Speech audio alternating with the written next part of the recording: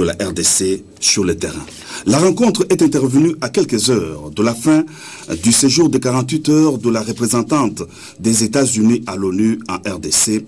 C'est dans une ambiance bon enfant que Mme Nikki Haley a quitté le Palais de la Nation et l'a salué dans la rotonde. L'ambassadeur Gautama Vita, représentant permanent de la RDC aux Nations Unies, et le vice-premier ministre, ministre des Affaires étrangères, Léonard Che Okitundu.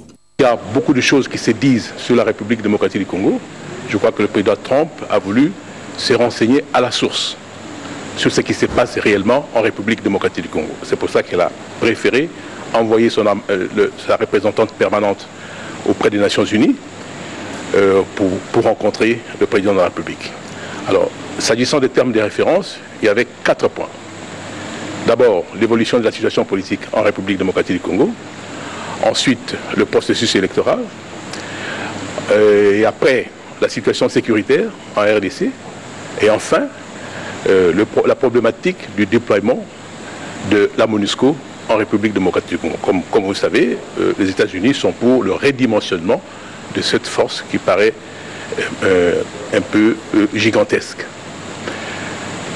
Alors, aujourd'hui, Mme Haley est venue à Kinshasa. Le président de la République, avec elle, ont préféré s'entretenir en tête-à-tête. Le tête-à-tête a duré 2 heures. À la sortie de cette rencontre avec le président de la République, elle a déclaré qu'elle était satisfaite de la rencontre avec le chef de l'État. Voilà tout ce qu'on peut dire par rapport à cet entretien entre l'envoyé spécial du président Trump auprès du chef de l'État.